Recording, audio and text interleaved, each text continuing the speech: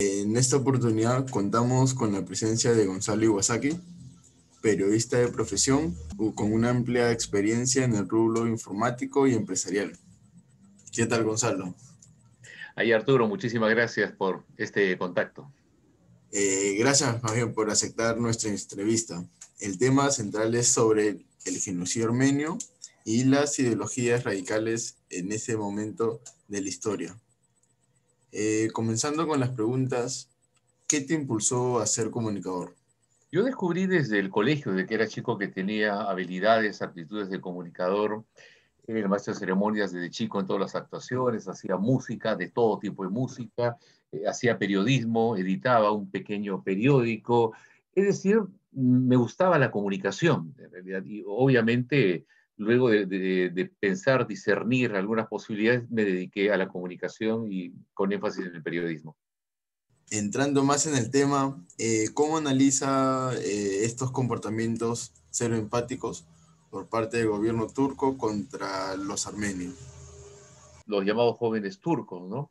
Que vieron en el pueblo armenio, pues, un pueblo, digamos, inferior, que no sé qué, y fueron, eso se llama un genocidio porque fue realmente un exterminio masivo, de una manera, además, muy cruel, porque fue incluso antes del Holocausto judío, antes de la Primera Guerra Mundial, y donde los confinaron en campos de concentración, maltratos, marchas forzadas, donde morían muchos de ellos de una manera sumamente cruel. Ahí vino la diáspora, o sea, se dividieron por el mundo, huyeron los que podían de Armenia. Fue realmente, creo, el primer gran genocidio de parte del Imperio Otomano, ¿no? Que es el antecedente, ¿no? de la actual Turquía.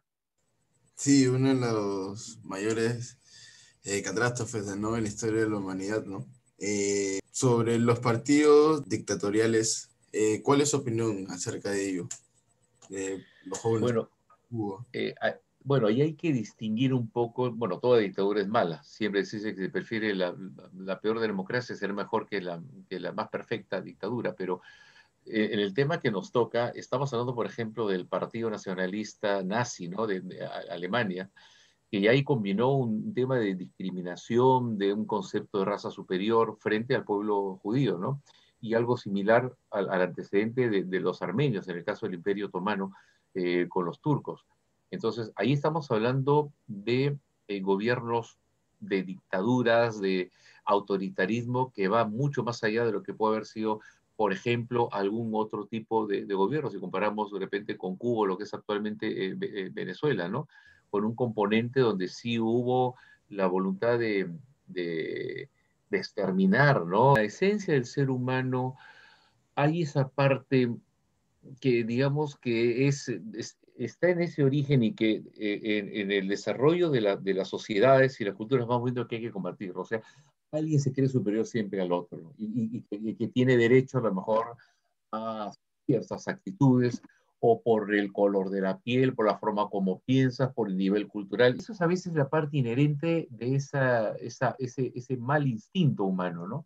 Entonces, si eso se comienza a extender, como en el caso de la Alemania nazi, como una especie de dogma, digamos, nos la creemos, somos así mejores, o como ocurrió con los turcos de hace 2 siglos, entonces estamos ante grupos que realmente no tienen ningún empacho en de repente atentar o ir contra grupos que los consideran inferiores, ¿no? Acá mismo ocurrió también en el Perú durante cuánto tiempo, ¿no? Contra diferentes etnias, cuando llegaron también los españoles de la conquista, y sin ir muy lejos, aunque podríamos tomar el caso, ¿no? Las mujeres no votaban hasta 1956 en el Perú, porque eran ciudadanas de segunda categoría, que no tenían criterio propio, que iban a votar. Entonces, y comenzaron a votar, pero las que eran alfabetas, que tienen instrucción, algún grado. O sea, ahí también hay forma de discriminación y una especie de dominio, ¿no? Sí, ¿no? Exacto. Y hasta el día de hoy, lamentablemente, ciertas cosas de esas ideologías aún permanecen en la sociedad. Muchas gracias por tu tiempo, señor Gonzalo, y hasta una nueva oportunidad. Hasta pronto, Ernesto. Muchísimas gracias. Un placer conversar contigo.